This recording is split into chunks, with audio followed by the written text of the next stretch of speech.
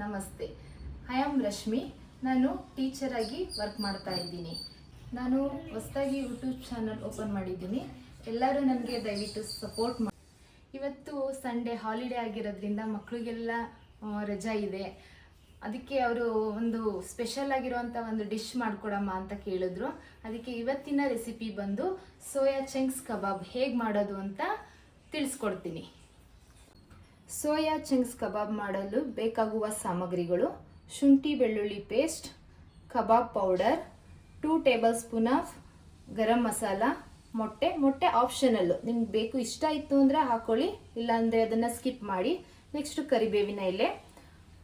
Main ಇದಕ್ಕೆ soya beans soya chunks ಅಂತನಾದರೂ ಹೇಳ್ತೀವಿ.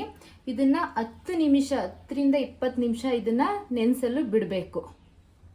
Okay, soybean ಇವಾಗ ನೆಂದಿದೆ, 15 ನಿಮಿಷ ನೆನೆಸಲು ಬಿಟ್ಟಿದೆ ಆಗಿದೆ.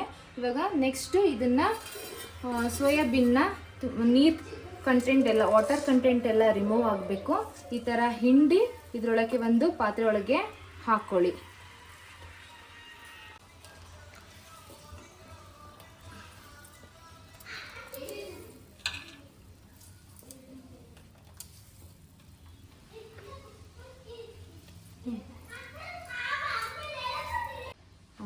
ಇವಾಗ ಒಂದು ಪಾತ್ರೆಯಲ್ಲಿ ಇದನ್ನು ಸೋಯಾಬೀನ್ ಚಂಕ್ಸ್ನ ಎತ್ತಿಟ್ಕೊಂಡೆ.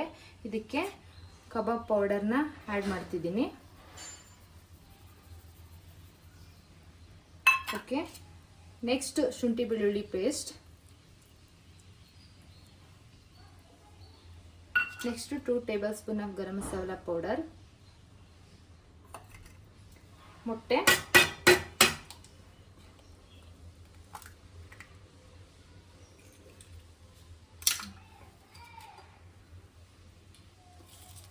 ಕರಿಬೇವಿನ ಸೊಪ್ಪು. ಇದನ್ನು ಚೆನ್ನಾಗಿ ಮಿಕ್ಸ್ ಮಾಡಿ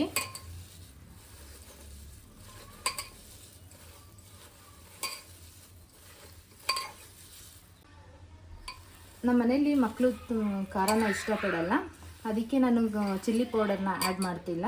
ಚಿಲ್ಲಿ ಪೌಡರು ನಿಮಗೆ ಬೇಕು, ಖಾರ ತಿನ್ನೋರು ನಿಮ್ಗೆ ಖಾರ ಇಷ್ಟ ಅಂತ ಅಂದರೆ ನೀವು ಚಿಲ್ಲಿ ಪೌಡರ್ನ ಆ್ಯಡ್ ಮಾಡ್ಕೊಳ್ಳಿ.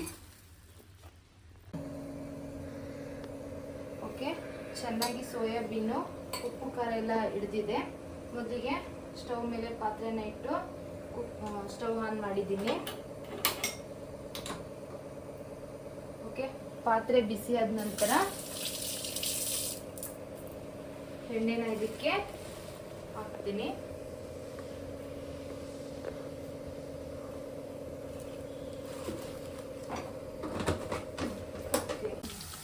ಓಕೆ, ಇದು ನೀವು ಕಬಾಬ್ ಅಷ್ಟು ಇದಕ್ಕೆ ಟೈಮ್ಸ್ ಬೇಡ, ಸ್ವಲ್ಪ ನಾರ್ಮಲ್ ಟೈಮೇ ಸಾಕು.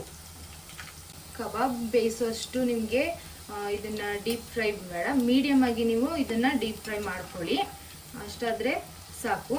ಮತ್ತು ಇದನ್ನು ಒಂದು ಬೌಲ್ಗೆ ನಾನು ಒಂದು ಪ್ಲೇಟ್ಗೆ ಹಾಕೋತಾ ಇದ್ದೀನಿ.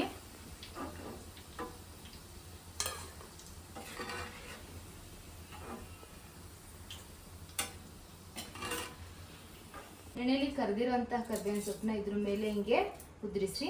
ತುಂಬ ಹೆಲ್ತ್ಗೆ ಒಳ್ಳೆಯದು. ಮತ್ತು ಸೋಯಾಬೀನ್ ತಿನ್ನೋದ್ರಿಂದ ಹೈ ಪ್ರೋಟೀನ್ ಹೆಚ್ಚಿರುತ್ತೆ. ಮಕ್ಕಳು ತುಂಬ ಹೆಲ್ದಿಯಾಗಿರುವಂಥ ಒಂದು ರೆಸಿಪಿ ಇದು. ಮಕ್ಕಳಿಗೆ ಕೊಟ್ಟರೆ ಪ್ರೋಟೀನ್ಸ್ ಅಂಶ ಜಾಸ್ತಿ ಇರೋದ್ರಿಂದ ಅವ್ರ ಬೆಳವಣಿಗೆ ಜಾಸ್ತಿ ಆಗುತ್ತೆ. ಅದಕ್ಕಿಬ್ರು ಟೇಸ್ಟ್ ನೋಡೋಣ.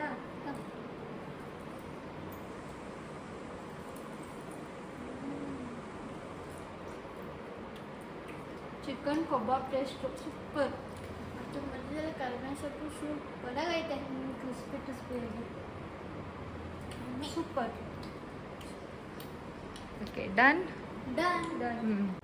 ಇವತ್ತಿನ ರೆಸಿಪಿ ನಿಮಗೆ ಇಷ್ಟ ಆಗಿತ್ತು ಅಂದರೆ ಲೈಕ್ ಮಾಡಿ, ಶೇರ್ ಮಾಡಿ, ಸಬ್ಸ್ಕ್ರೈಬ್ ಮಾಡಿ. ಧನ್ಯವಾದಗಳು.